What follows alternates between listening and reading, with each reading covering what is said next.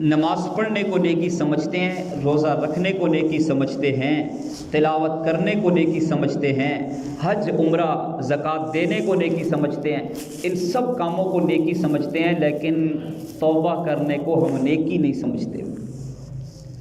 ہم یہ سمجھتے ہیں کہ توبہ کرنا گناہ گاروں کا کام ہے، جس سے گناہ ہو گیا بس وہ توبہ کرے، جبکہ ایسی بات نہیں ہے۔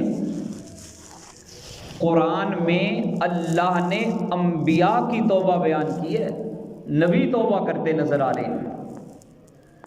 ابو البشر سیدنا آدم علیہ السلام اماں حوا کے ساتھ جب زمین پر آئے،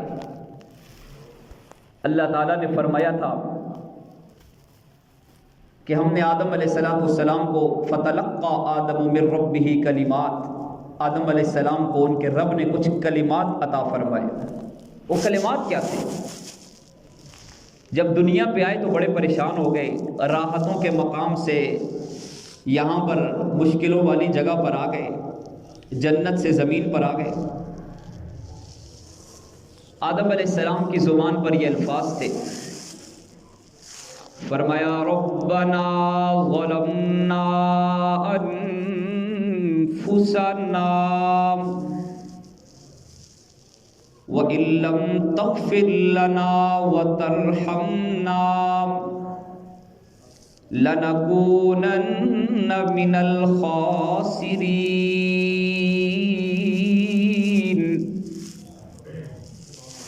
اے ہمارے رب، ظلمنا انفسنا، ہم نے اپنی جانوں پر ظلم کر کے اپنا نقصان کر لیا ہے۔ یہ معنی ہے، یہ معنی نہیں ہے کہ ہم نے کوئی گناہ کر لیا ہے۔ ربنا ظلمنا انفسنا، اے ہمارے پروردگار، ہم نے اپنی جانوں پر ظلم کر کے اپنا نقصان کر لیا، عیش و راحت کے مقام سے دنیا میں آ گئے۔ وَإِن لَّمْ تَغْفِرْ لَنَا وَتَرْحَمْنَا، اے ہمارے پروردگار، اگر تو نے ہمیں معاف نہ کیا اور ہم پہ رحم نہ کیا، لَنَكُونَنَّ مِنَ الْخَاسِرِينَ، تو ہم نقصان اٹھانے والوں میں سے ہو جائیں گے۔ آدم علیہ السلام اللہ کے حضور توبہ کرتے چلے جا رہے ہیں۔ ان الفاظ کی ادائیگی سے پہلے ابو البشر خاموش کھڑے ہیں، ورطہ حیرت میں ہیں، چونکہ اللہ کے نبی ہیں، ذات عالی کی معرفت حاصل ہے، کچھ بول نہیں رہے کہ ایسا نہ ہو کہ مزید عتاب ہو جائے۔ خاموش کھڑے ہیں تو اللہ نے یہ کلمات القاء کیے اپنے حضور، معذرت کے لیے خود الفاظ اللہ نے القاء کیے۔ قرآن نے آدم علیہ السلام کی توبہ کو بیان کیا، اور یوں گزرتی ہوئی یہ نیکی رحمت عالم صلی اللہ علیہ وسلم تک پہنچی۔ امام الانبیاء صلی اللہ علیہ وسلم نے فرمایا، میں ہر روز 70 مرتبہ اللہ کے حضور توبہ کرتا ہوں، ہر روز۔ زندگی کا کوئی دن ایسا نہیں کہ جب میں نے توبہ نہ کی ہو، روزانہ توبہ، صبح توبہ، شام توبہ، اور اللہ کے حضور استغفار کر رہے ہیں۔ توبہ کرنے والے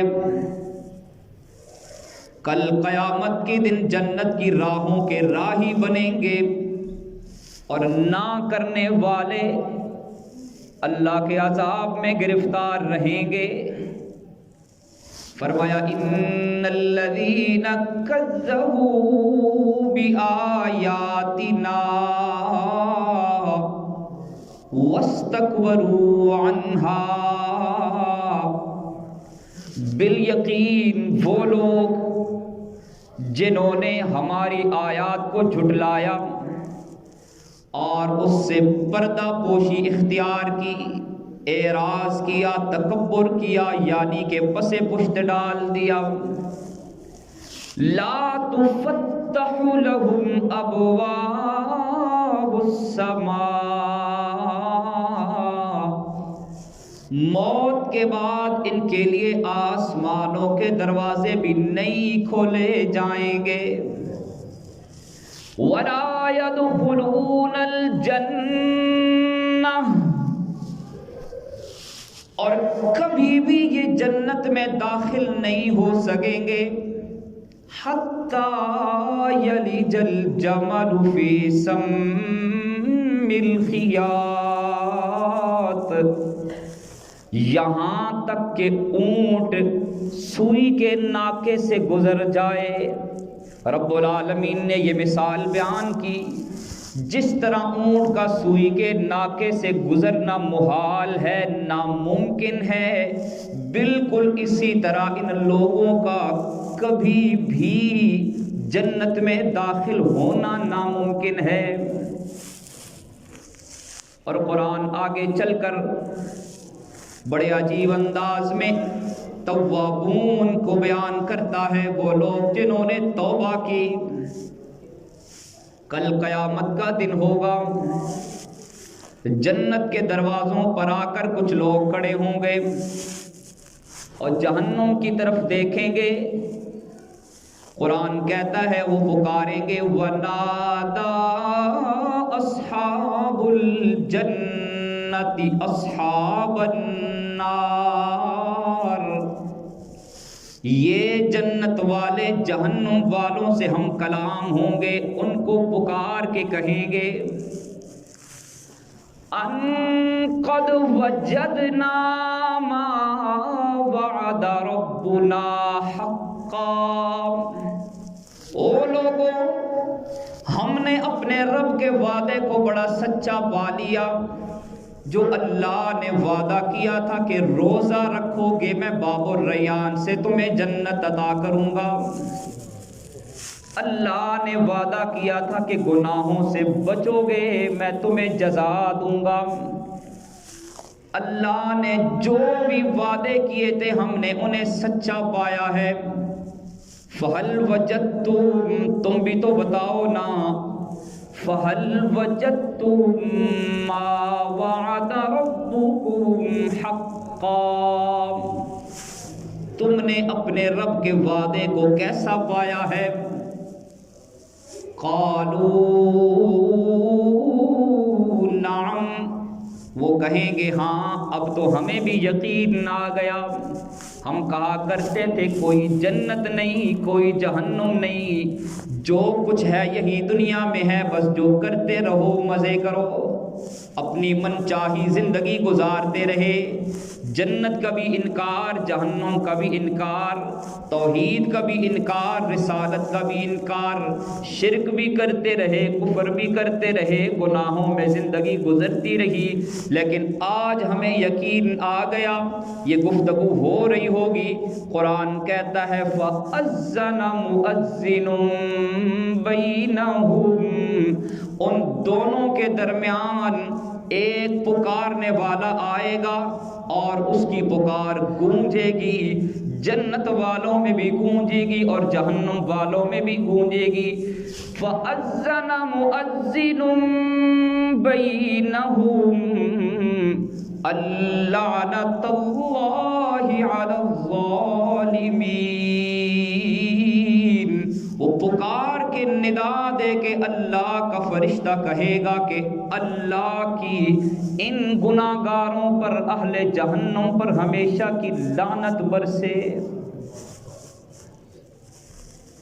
اللہ تعالی ہماری حفاظت فرمائے۔ اسلام کے دامن میں جتنی بھی نیکیاں گناہوں کو مٹانے کی تاثیر رکھتی ہیں، फरमाया हबीबे किबरिया सल्लल्लाहु अलैहि वसल्लम ने, वुज़ू करोगे तो गुनाह धुलते चले जाएंगे, नमाज पढ़ोगे तो गुनाह धुलते चले जाएंगे, रोज़ा रखोगे तो गुनाह धुलते चले जाएंगे। आइए मैं आपको एक ऐसी नेकी बताऊं कि जिसके दामन में अल्लाह ने गुनाहों को मिटाने की तासीर नहीं बल्कि गुनाहों को नेकी बना देने की तासीर रखी है।